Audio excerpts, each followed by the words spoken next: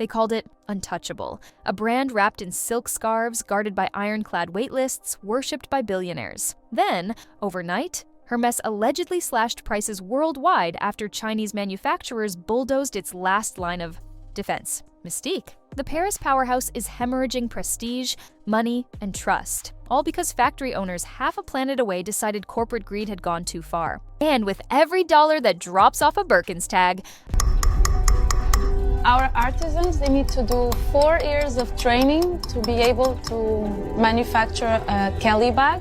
This that you've just seen, the perlage, you need to be very skilled and very Xianglong Apparel, who supplies the most yoga suits, and it is also the OEM for Fila and Under Armour.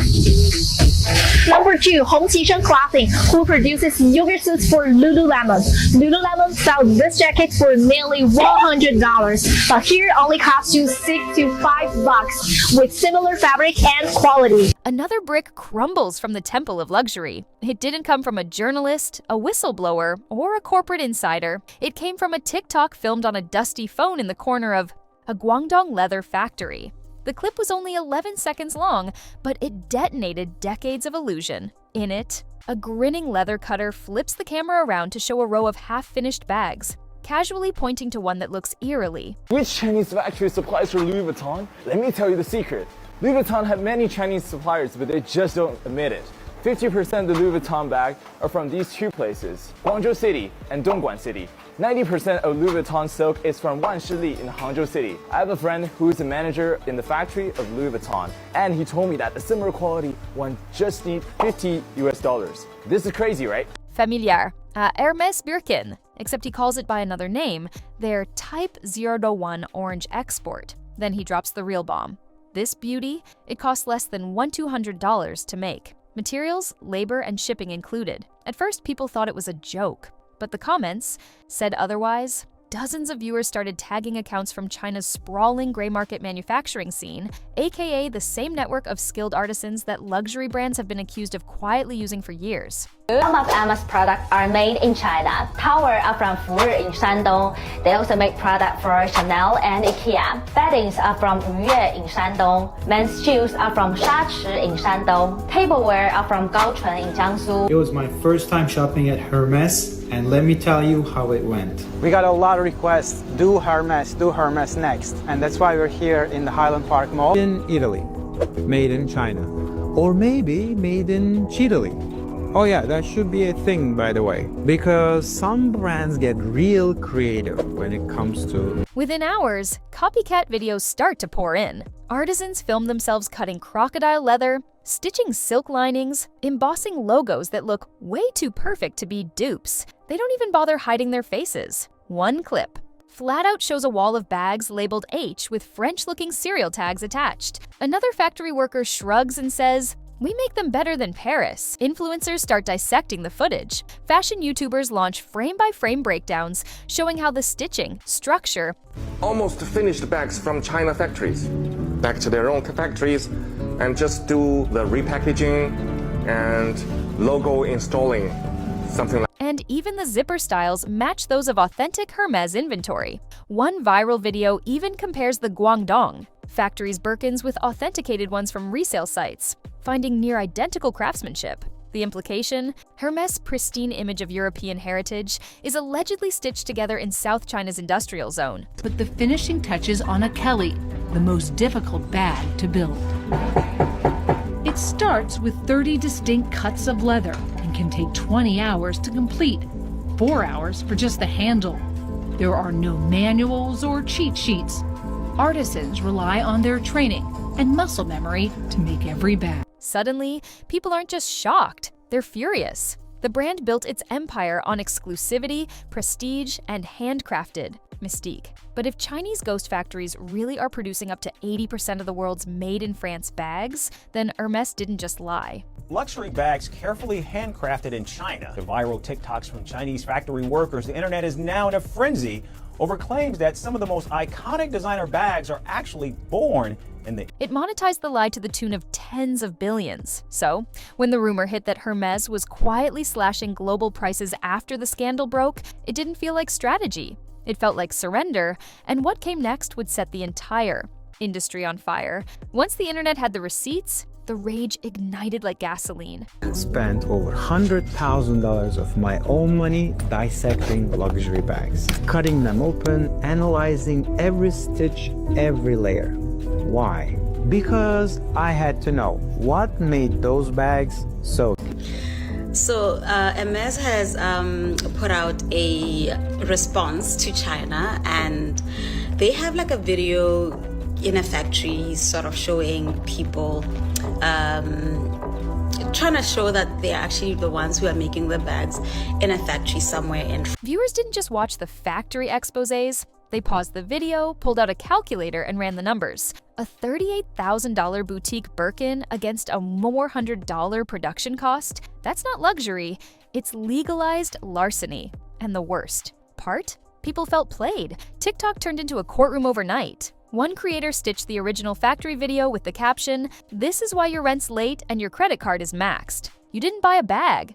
You bought a fantasy and it scammed you." That post alone clocked 14 million views in 3 days. Soon, a wave of content creators piled on. YouTubers dropped expose titles like Hermes exposed, 40K bags made for pennies, and luxury lies you believe and still pay for. Even finance influencers got involved, dragging Hermes as the next Theranos of fashion. Smoke, mirrors, and a stitched-up dream sold to the ultra-rich. Meanwhile, Wall Street flinched. Hermes's stock dropped like a rock, shedding billions in market value in a single afternoon. Hedge funds scrambled to dump luxury shares, while analysts nervously downgraded LVMH, Gucci, and Chanel, fearing similar exposés might hit next. The luxury sector wasn't just bleeding, it was spiraling. The outrage wasn't just digital. Protesters in Hong Kong allegedly showed up outside an Hermes boutique, waving signs that read "Greed in Orange." At least one influencer was photographed, tossing a Kelly bag into a trash can while yelling, "I'm done with heritage lies." Faced with a global reckoning, Hermes leadership allegedly called for an emergency board meeting. And what came out of it? A decision so unthinkable, so humiliating, that it sent shockwaves through the fashion world, slashed global prices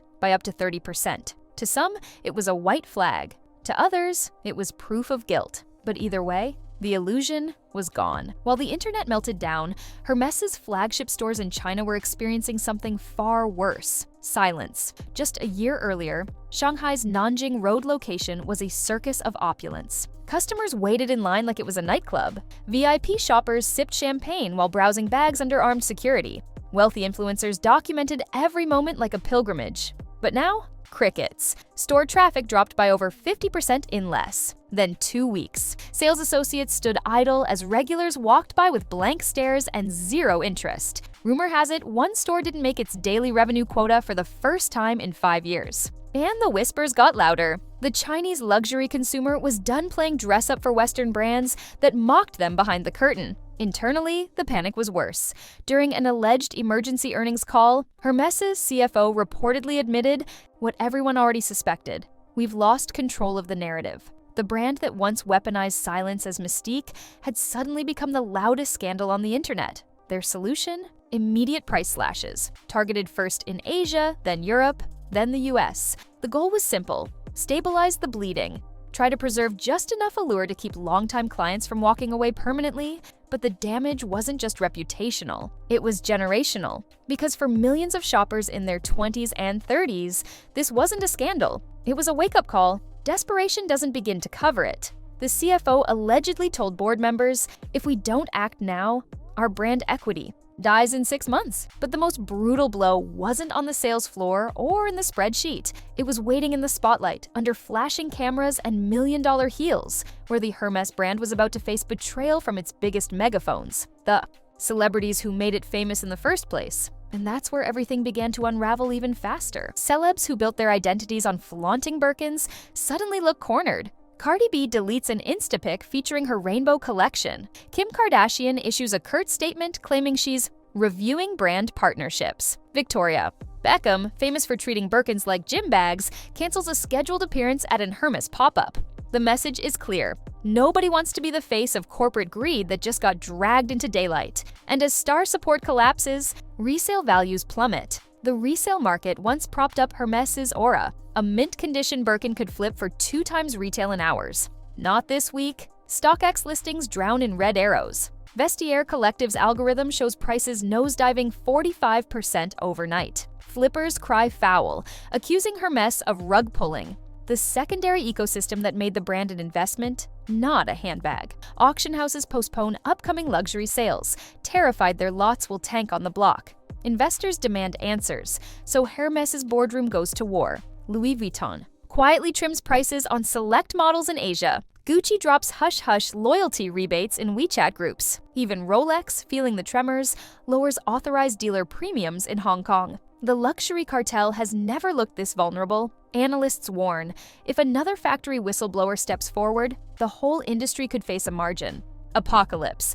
And with every brand scrambling to rewrite supply chain fairy tales, Hermès' alleged slash looks less like a tactic and more like the starting gun of a price war no one can afford.